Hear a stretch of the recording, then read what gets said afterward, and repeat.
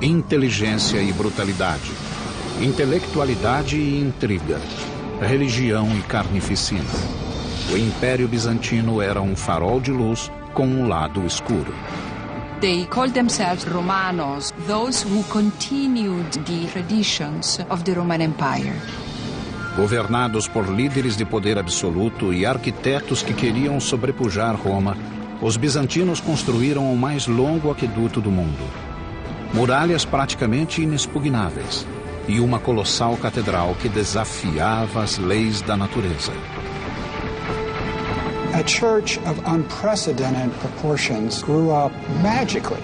Mas levar adiante o legado de Roma tinha um preço. He blinded 14,000 men, leaving every 100th man with one eye. O Império Bizantino foi a civilização dominante da Idade das Trevas. Mas após um milênio de domínio, os próprios feitos de engenharia prejudicariam o Império. A velha luz se extinguiu com o vento das guerras modernas.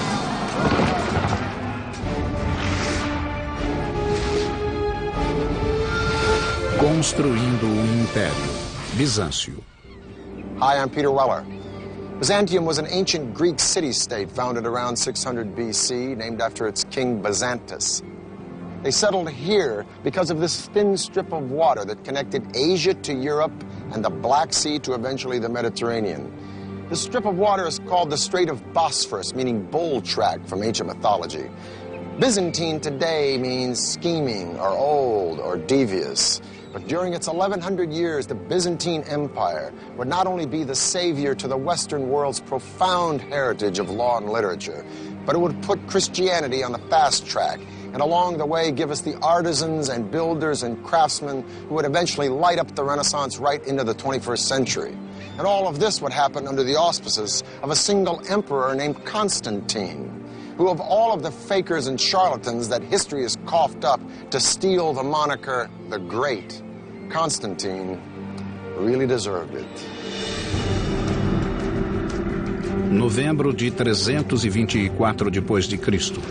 Após 2 décadas de feroz guerra civil, o imperador Constantino conseguiu finalmente o controle de todo o Império Romano.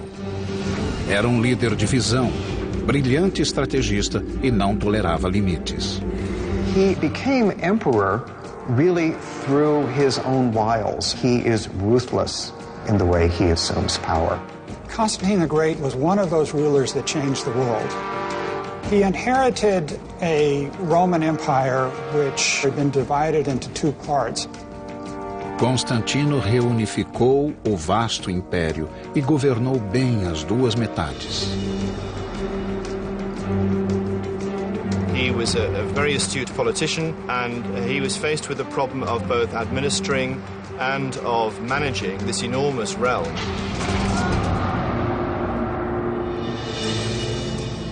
Seis semanas após subir ao trono, Constantino viajou para a ponta do Império, um local remoto da Turquia de hoje.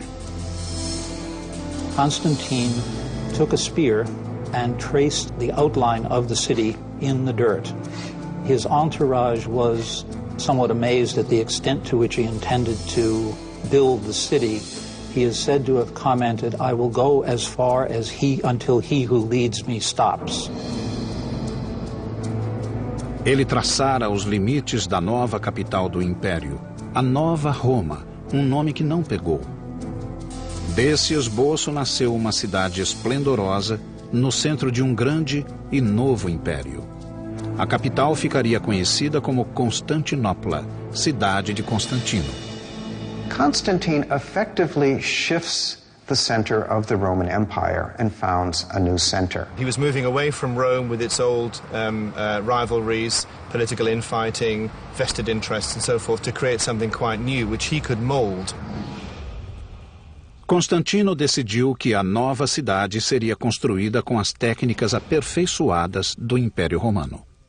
There was a grand campaign of construction, of building forums, marketplaces, to build the kind of buildings that ancient Rome had. O governo de Constantino seria marcado por uma distinção. Diferentemente dos antecessores, ele se aliaria a outro grande líder. Seu nome era Jesus Cristo. Christianity is really on the rise. There is a large Christian presence in the empire, and simply recognizing this presence made a good deal of political sense. Constantinople was founded, in effect, as a Christian empire, and Orthodox Christianity was fundamental to its existence.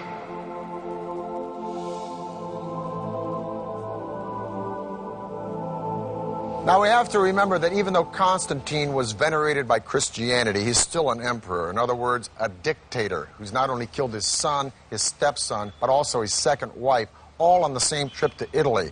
So if the boy wants a city, he's going to get a city and not take no for an answer. Problem is, how do you attract people to a dusty town in the hinterlands called Byzantium? Well, first of all, you might want to rename it after yourself. And second of all, in the style of all Roman emperors, rebuild it. If Constantine could rise out of the grave today and see the success story of Istanbul, population 12 million, 2 million tourists a year, he'd probably faint. Because in 337 AD, when he dies, not only is the city half done, but he's got a big problem. Bulging population, one little provincial aqueduct in a city surrounded by sea. So there's water everywhere, but not a drop to drink. Em meados do século IV, a cidade agonizava de sede. Os sucessores de Constantino tinham de desenvolver um sistema muito maior que o de Roma para manter viva a cidade. O que eles construiriam seria uma das maiores façanhas de engenharia do mundo antigo. There were no local water resources within the city walls of Constantinople, and hence water had to be brought from a much greater distance than anywhere else in the classical world and in the Mediterranean. A tarefa coube a ambicioso imperador chamado Valente, que reinou de 364 a 378 depois de Cristo. Foi ele que projetou e executou o mais longo sistema de aquedutos do mundo. Quando completado, o sistema conduziria água por estonteantes 700 quilômetros, igual a todos os aquedutos de Roma somados. A linha principal começaria a 250 quilômetros a oeste, nas terras da Trácia. Os engenheiros teriam de achar um modo de obter um declive constante para manter a água em movimento. There are tunnels underground, there are channels that go along the surface, and there are, where necessary, these great aqueduct bridges. Entre os séculos IV e VI, os bizantinos construíram 60 pontes condutoras. A mais impressionante elevava-se a 30 metros. Hoje é conhecida como Aqueduto Romano de Valente. Primeiramente, os engenheiros construíram gigantescos suportes, ou pilares. Prontos os suportes, grandes arcos neles se apoiaram. Formas de madeira continham as pedras no lugar, até a pedra-chave ser posicionada para fechar o arco. Novas formas passavam para outra camada e o processo se repetia. Tal como os romanos, os pedreiros bizantinos adornavam as pontes com desenhos religiosos, mas com uma diferença. Os bizantinos usaram símbolos cristãos em vez de pagãos. A 130 quilômetros dali, outra ponte ainda maior canalizaria a água para o centro de Constantinopla, que hoje é a maior cidade da Turquia, Istambul. I'm standing on top of the giant aqueduct bridge built for the ancient city of Constantinople under the Emperor Valens. Boy, does that name ring power to you, Valens. Now, the entire aqueduct span is 150 miles, but just this section between two hills in Constantinople is 11 football fields long. And boy, did it take care of the city's water problem. But it not only took care of the water problem, just as we've seen in all of the empires, if you want to make a political statement with a public work, you build it big.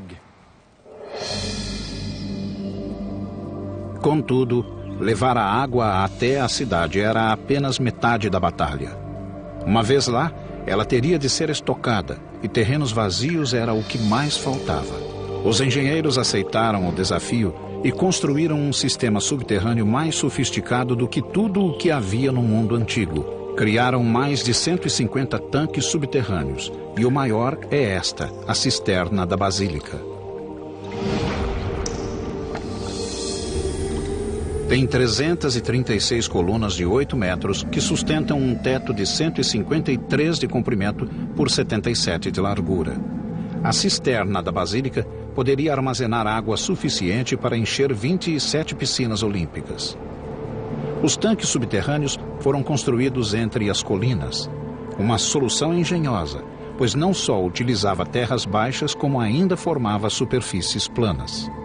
The cisterns enabled the city to be provided continuously by water, even in the summer when it wouldn't rain that much and there'd be merely a trickle coming down from the aqueduct. Com esse vasto sistema subterrâneo, a população de Constantinopla aumentou e chegou a muito mais do que a média do mundo antigo. By the end of the 5th century, the population of Constantinople was approaching the 500,000 mark. No other city in Western Europe came even close. It was a city that was legendary, even for people who had never set foot in it. Mas longe dali, das estepes da Mongólia, viria uma onda que afogaria a Europa. Essa onda era comandada por um homem chamado Átila, cujo exército logo chegaria às portas de Constantinopla. Só um milagre da engenharia militar, sob a forma do maior sistema defensivo da antiguidade, salvaria a cidade. 410 depois de Cristo, Roma fora invadida por tribos germânicas, os visigodos. Os romanos fugiram para leste, em busca da paz de Constantinopla, mas era uma questão de tempo. Logo uma horda selvagem desabaria sobre a cidade. Eram os temíveis hunos. Now, as the West will decline, the East and Constantinople will become a boom town. Only burr in the saddle is, the richer Constantinople gets, the more those marauding northern tribes who have been attacking Italy start to look at Constantinople and go, Constantino, o Grande, pusera o Império Bizantino no mapa. Agora os hunos esperavam apagá-lo. The descriptions of them in contemporary texts, which treat them as outlandish, horrible, ugly, beastly people, make it very clear that ordinary people are absolutely terrified of the Huns. Mas os bizantinos tinham um plano para manter os hunos à distância. Encarapitada na ponta de uma península, Constantinopla tinha grande vantagem sobre a velha capital, Roma, que ficara desprotegida e exposta. Para rechaçar o inimigo, Constantinopla necessitaria de uma formidável defesa ao longo das fronteiras do oeste. A solução foi o mais forte e sofisticado sistema de muralhas jamais construído. Hoje elas são conhecidas como muros de Teodósio. Ironicamente, o crédito da maior engenharia militar do Velho Mundo foi para uma criança quando as muralhas foram projetadas, Teodósio II. A construção das defesas começou quando Teodósio tinha 12 anos. Era o prefeito Antêmio que merecia o crédito da concepção das muralhas. Os romanos construíram muralhas por muitos séculos, mas os bizantinos depararam com um desafio maior. Constantinopla fora erguida sobre uma falha, e os terremotos eram uma constante ameaça. Mas como construir algo que aguentasse terremotos? Resposta: argamassa de calcário. In the West, Romans used concrete, which created a mortar of stone-like hardness that is rigid once it sets.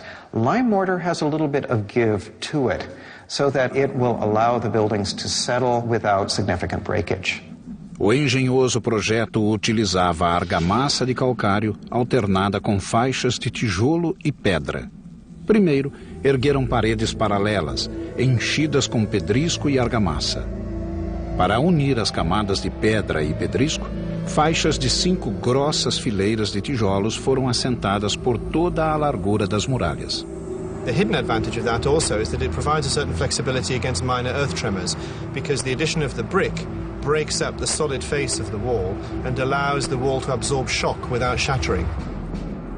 Com essa técnica, os bizantinos ergueram uma barreira maciça de mais de 10 metros de altura e nada menos que 5 metros de largura. Tinha 96 torres, que alcançavam mais de 20 metros. Mas aquilo seria suficiente para barrar os hunos? General William Tecumseh Sherman said about the Comanche Indians, the best equestrians of latter years, that they'd been on a horse for so long it looked like they didn't know how to walk. Well, the Huns were the granddaddies of the Comanche. They lived, breathed, and died by the horse. They developed the stirrup, which allowed them to stand up in the saddle and sling arrows and swords with a deadly accuracy. They rode from China to India to Europe, plundering and terrorizing, feasting on raw meat, which they tenderized between their thighs as they rode, dressed in the skins of field mice, which they wore until those skins rotted off. Let me put it this way. Attila and the Huns gave a new meaning to the word fierce. He was very good at what he did. He was very good at raping and pillaging and breaking down the defenses of the Roman Empire. Nos primeiros 7 anos de reinado, Átila conquistou boa parte da Europa. Mas, apesar das tentativas, ainda não conseguira capturar Constantinopla.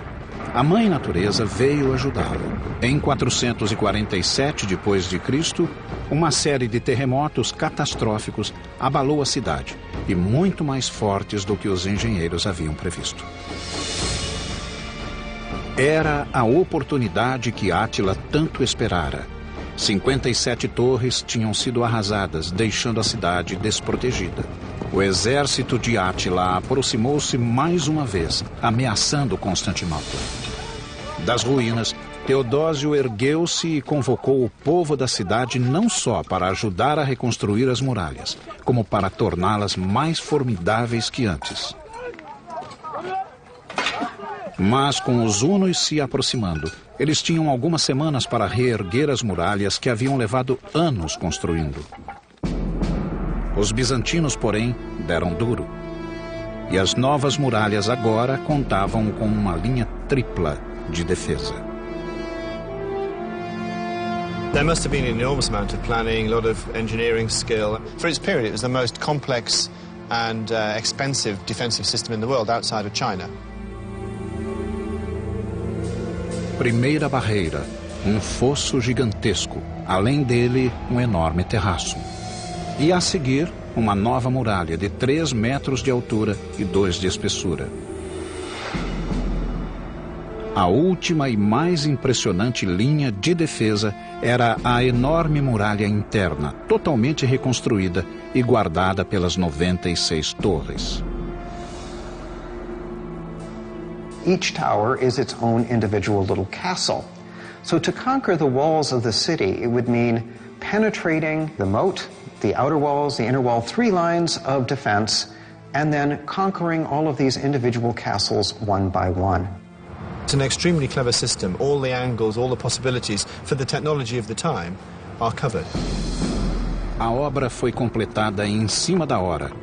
O exército de Átila surgiu no alto da colina e viu a intransponível defesa de Constantinopla. Átila jamais invadiu a capital bizantina. The city was secure because of its walls. There are any number of times in the history of the Byzantine Empire where attackers get as far as the walls of the city, but they can go no further. Por milênio, o Império Bizantino seria salvo pelas muralhas dos hunos e árabes, dos russos e turcos. The survival of Constantinople for as long as it did survive was very much due to the fact that it was a walled city which was almost impregnable.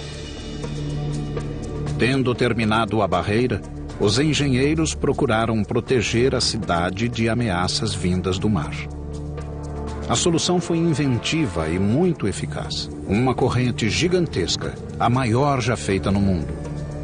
Os ferreiros bizantinos forjaram essa corrente maciça de comprimento igual ao de 5 campos de futebol, com boias a cada 60 centímetros, as quais flutuavam em troncos de madeira. Quando necessário, os bizantinos faziam a corrente cruzar todo o chifre de ouro, ou seu estuário, isolando assim o porto. Finalmente protegida dos inimigos, Constantinopla pôde crescer. The walls of Constantinople were so thick and so large and so successful because they had to be. Constantinople was extremely rich, and it's like a bank with a very significant vault. It was the richest city in the world. Quase todas as rotas de comércio faziam ponto na cidade. Riquezas de países longínquos como o Egito, China e Rússia passavam pela capital bizantina, no caminho para o Ocidente. Mas com tanto dinheiro e largueza, os inimigos começaram a devastar a periferia em busca de migalhas. The capital may have been bulging with success, but the empire was steadily shrinking as the frontiers fell one after another to marauding tribes. By the death of Theodosius II in 450 AD, the Mediterranean Sea, which had once been like Rome's private lake, now looked like a huge ocean against which the empire was nothing more than a beach resort. Reviving Constantine's Rome would be the single obsession of a very controversial emperor who would marry a very dynamic woman who possessed very special skills. Por todo o século V, o Império Romano Ocidental foi se desintegrando sob o jugo de tribos bárbaras. Em 476, o último imperador romano abdicou do trono. Para muitos, o Império Romano havia terminado. But did it really fall? Because at the same time here in Constantinople, the Eastern Empire is thriving. It's prospering. And in 527 AD, an emperor named Justinian comes to the throne, who's not only completely committed to recodifying all of Roman law, he's bent on reconquering Constantine's empire. Justiniano I reinou no período de ouro do Império Bizantino. Ironicamente, o homem que resgatou a glória da velha Roma era forasteiro. Well, the Emperor Justinian was born a peasant in what is now northern Yugoslavia, and he came with his uncle Justin to Constantinople to seek their fortunes. Seu reinado de 40 anos foi marcado pelo brilhantismo intelectual, por trabalho ético sem paralelo e pela crueldade sem freio. 2 anos antes de assumir o poder, Justiniano casou-se com uma linda e autoritária mulher chamada Teodora. Só havia um problema. Teodora tinha sido dançarina de cabaré. Para limpar esse pouco recomendável passado, Justiniano promoveu-a. No dia de sua coroação, nomeou Teodora co-imperatriz. A ascensão da jovem dançarina chocou a aristocracia bizantina. She was supposedly a prostitute hanging out around the hippodrome, involved in things like bear dancing. Not exactly sure what happens in bear dancing, but definitely it was not such a great thing. And she had a very active sex life. Juntos, Justiniano e Teodora governaram o império como iguais. She must have been highly intelligent, and she must have been very wily, very successful at court politics. Justiniano logo percebeu que seu legado seria restaurar a glória passada da velha Roma. E começou resgatando territórios que haviam sido perdidos ao longo dos séculos. Quando voltou a Constantinopla, Justiniano entregou-se à febre de construções. Bad news is, to pay for this building, he went on a ballistic campaign of taxation, which was just as popular then as it probably would have been now. Along with the taxes, he tries to control or stamp out any form of pagan celebration, the study of the ancient philosophers at Athens, gambling, prostitution, adultery, homosexuality, any Christian that doesn't see it his way, and the Jews. He didn't have a lot of fans. But so what? He's an emperor. He's not listening to approval ratings. But you know what? He should have. O punho de Justiniano pesava. E o ressentimento do povo mudou para a raiva, diferentemente de outras civilizações em que as massas não tinham onde reclamar, os bizantinos contavam com o hipódromo. O hipódromo era o centro da vida pública. Concebido como estádio de corridas, podia acomodar 100.000 pessoas. Sua construção fora feita ao longo dos séculos. Era uma obra gigantesca, com todas as técnicas conhecidas de construção. Com o formato de um grande U, nos moldes do famoso Circo Máximo romano, o hipódromo de Constantinopla tinha quase 600 metros de comprimento e era mais largo que um campo de futebol. Contudo, a área escolhida pelo arquiteto era em aclive. And there they built vaulted substructures. As is common in ancient Rome, vaulted substructures to create a level platform. Construtores e pedreiros foram chamados do Mediterrâneo. A primeira tarefa foi construir a subestrutura de arcos de 4 andares. Os arcos serviam de galeria para lojas e cafés. Acima da subestrutura, 2 carreiras de colunas e mais de 30 fileiras de assentos de pedra cercavam a pista coberta de areia. Como todos os antecessores, Justiniano sentava-se em um camarote imperial chamado catisma, dando aos bizantinos a ocasião de ver seu imperador.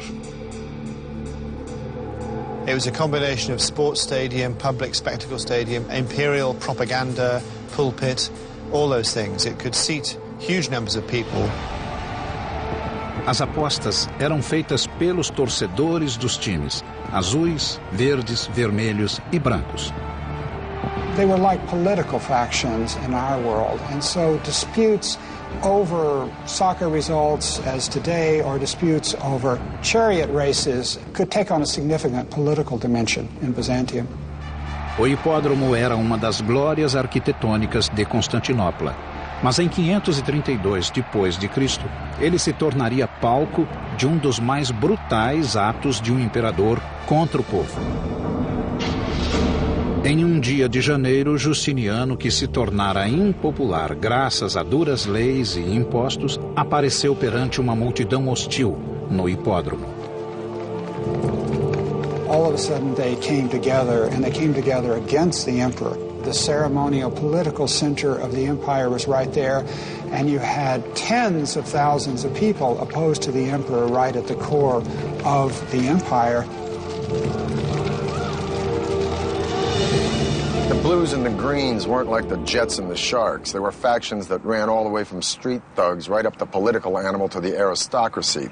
So when thousands and thousands of both Blues and Greens stormed the Hippodrome screaming, "Nika, Nika, win, win," against these horrible taxes, it would have been like both Republicans and Democrats storming the Super Bowl screaming about the same thing, which may not be a bad idea. The sad news is it turned into a riot, and the riot turned into mayhem, and a week later, a third of the city lay in ashes.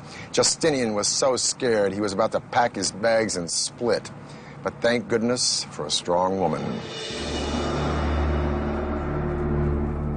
He was all prepared to get on a ship and clear off to the Asian side of the Bosphorus, but the Empress Theodora, who started life as an actress stroke prostitute, said, "I've got this far, I'm not giving up now, stay and fight." So he did. As palavras de Teodora convenceram Justiniano, cujo revide seria assustador e terrível. Mandou que os generais reunissem um exército e marchou para o hipódromo. The conclusion of the Nike riot is one of these events of biblical proportion. Justinian calls the rebels to meet in the Hippodrome, suggesting that he may compromise with them. But in fact, he gets them into the Hippodrome, closes the gates, and they are massacred by the imperial troops. Em minutos, todos os rebeldes ali encerrados foram sistematicamente degolados. O centro da vida política de Constantinopla tornara-se o campo de extermínio de cerca de 30.000 pessoas. He was an approachable and gentle man who could, with a quiet voice, order the murder of thousands of people. A capital jazia em ruínas, mas nos escombros, Justiniano viu uma oportunidade. Agora construiria um legado duradouro em nome do poder absoluto, o dele. Nas cinzas de Constantinopla, ele ergueria uma igreja que assombraria o mundo, centro inconteste da nova religião e penhor indelével da engenharia bizantina. 532 d.C., o imperador Justiniano sobrevivera à revolta nica, mas o coração do Império Bizantino jazia em ruínas. Justiniano, porém, quis revitalizar seu poder e reconstruir a capital em nome de Deus e no seu.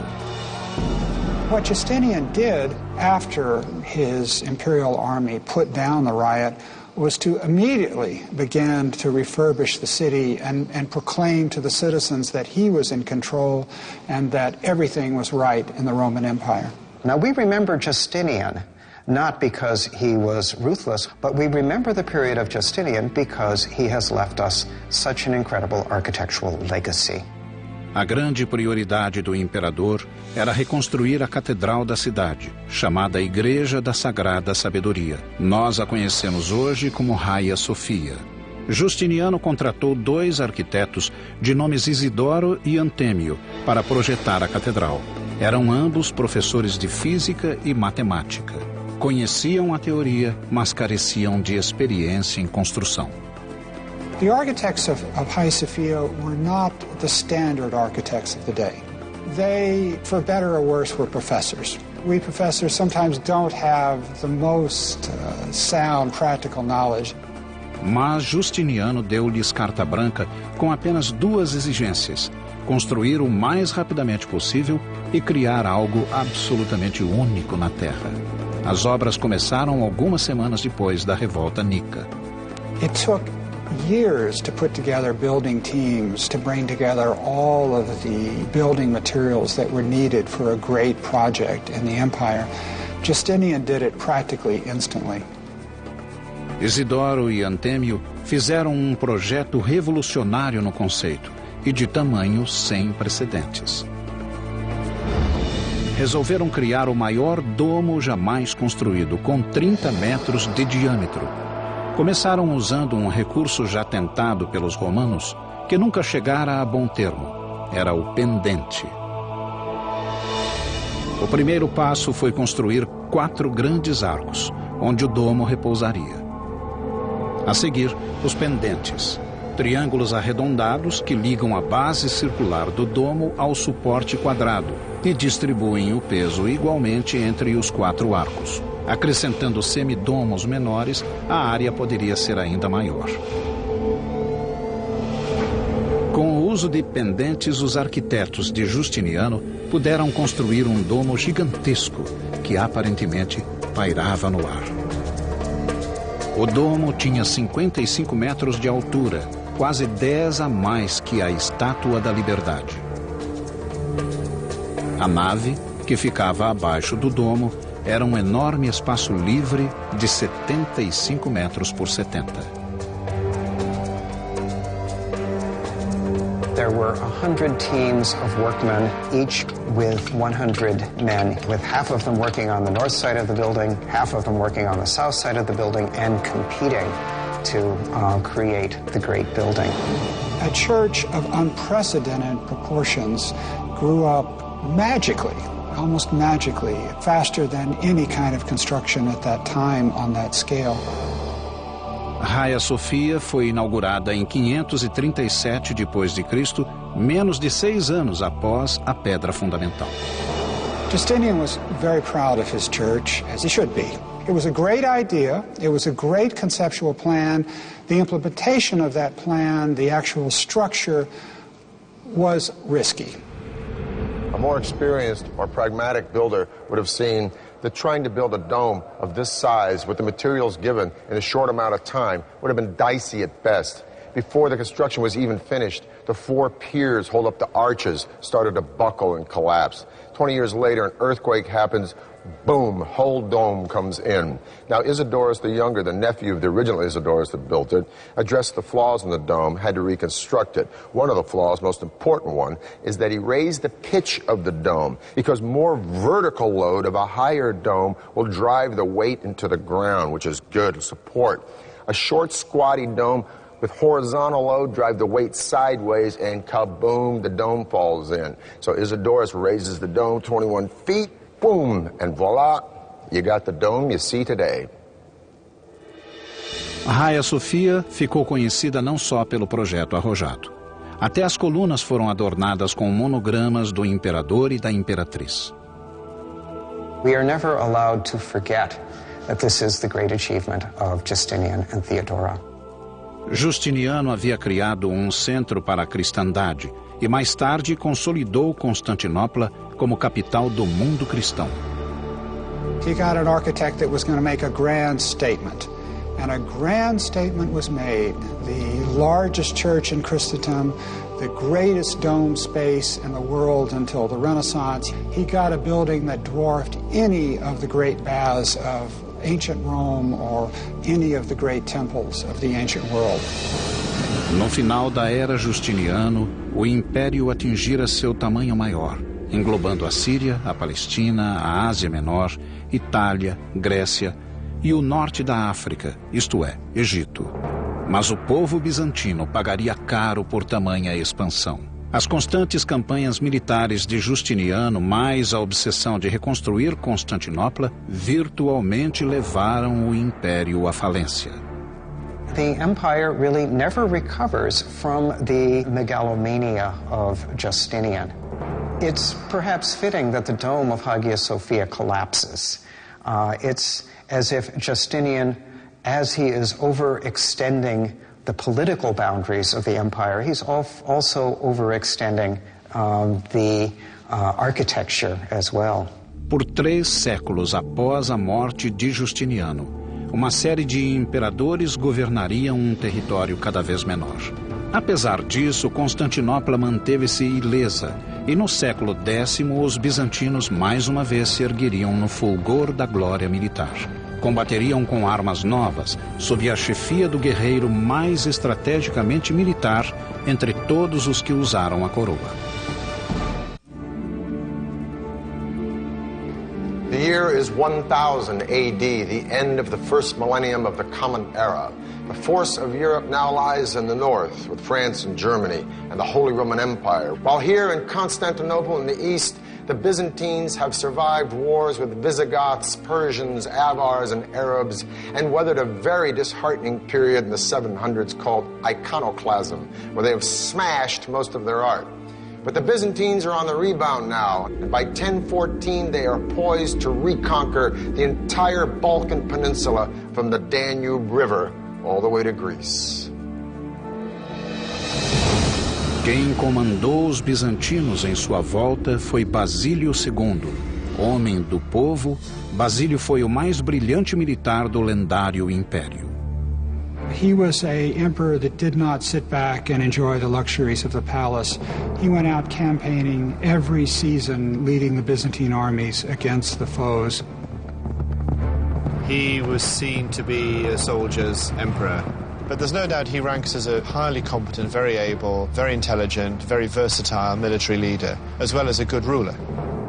O maior inimigo de Basílio era o rei Samuel, que reinava na Bulgária, um país eslavo que buscava o controle da Península Balcânica. Em 986, ainda jovem, Basílio sofrera a devastadora derrota de Samuel. The first time he marched north, he was only 18, I think. He might have been a bit younger. And he walked into an ambush, basically. Humilhado, Basílio jurou vingar-se da nação búlgara. Essa vingança levaria 1/4 de século para se realizar. Enquanto isso, sua derrota animara os rivais bizantinos. Depois de esmagar uma série de revoltas no Império, Basílio voltou a atenção para fora. Queria recuperar as terras perdidas. Resolvido a restaurar a glória bizantina, mandou que os engenheiros projetassem um novo modelo de arma de sítio, o trebuchet. O mecanismo era simples. Usando cordas, os operadores carregavam um braço de madeira com linga e pedra. A frente e os lados da estrutura de madeira eram cobertos com peles de animais, a fim de protegê-las de flechas incendiárias. You'd have your axle and your pivoting sling because of the disparity between the short end on one side of the axle and the long end on the other. You'd maximize the velocity in the swing, so you could throw substantial weights considerable distances. Mas Basílio não aceitava meias medidas. O trebuchet de seus engenheiros arremessava pedras de mais de 200 quilos e exigia muita força para ser operado. 400 homens. Com as melhores tropas do mundo e o melhor aparato de sítio, o exército bizantino era irresistível. Após anos de batalhas, Basílio desenvolvera um sistema de férrea disciplina com seus homens. He has a reputation of being harsh but fair, and of course, if the soldiers believe in their leader, they'll fight better and more effectively. Ele proibiu que quebrassem a formação e ensinou-lhes a estar sempre prontos a qualquer momento. Seu exército deslocava-se rapidamente em qualquer terreno. Finalmente, em 1001, Basílio decidiu que era tempo de voltar à Bulgária e realizar sua esperada vingança. He then turns his attention back to Bulgaria and spends the next 15 years basically solidly campaigning year on year on year, gradually destroying the Bulgars' infrastructure, ravaging the countryside, destroying the economy. O rei Samuel logo conheceria o vendaval que viria de Basílio. Samuel had been the only man to beat Basil in battle, and for that distinction he would pay dearly. On July 29th in the year 1014, Basil launched a surprise attack, conquering the Bulgarian army, capturing 14,000 men. His revenge would be brutal. He blinded all of them, leaving every 100th man with one eye to lead the rest back to Bulgaria. When Samuel saw his ragged and mutilated army, he collapsed. And 2 days later, he died. It's one thing to execute all of these people. It's another thing to send them back to the country where their countrymen in some ways have to take care of all these people. So they become a kind of permanent liability to the society. Essa cruel vitória valeu ao imperador o controle dos Balcãs e o cognome Matador de Búlgaros.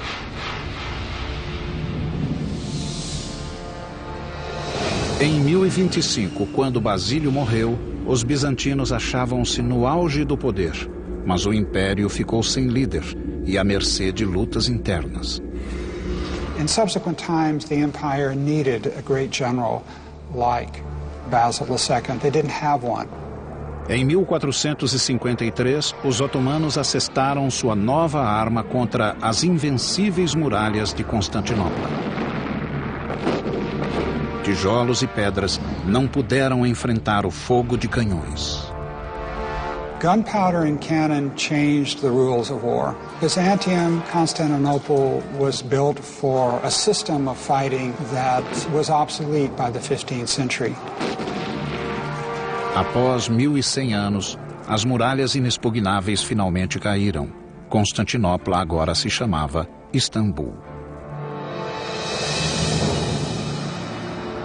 O Império Bizantino terminara, mas suas inovações e feitos de engenharia são até hoje um testamento de sua magnífica civilização, que começara nos moldes da antiga Roma e terminara criando um modelo próprio. What's fascinating about the Byzantine Empire is we tend to talk about empires in terms of their political might.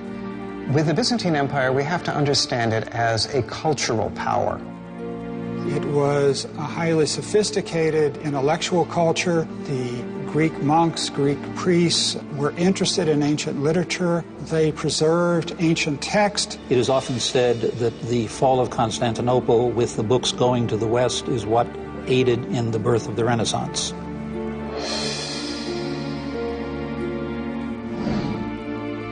Constantinople had built magnificently.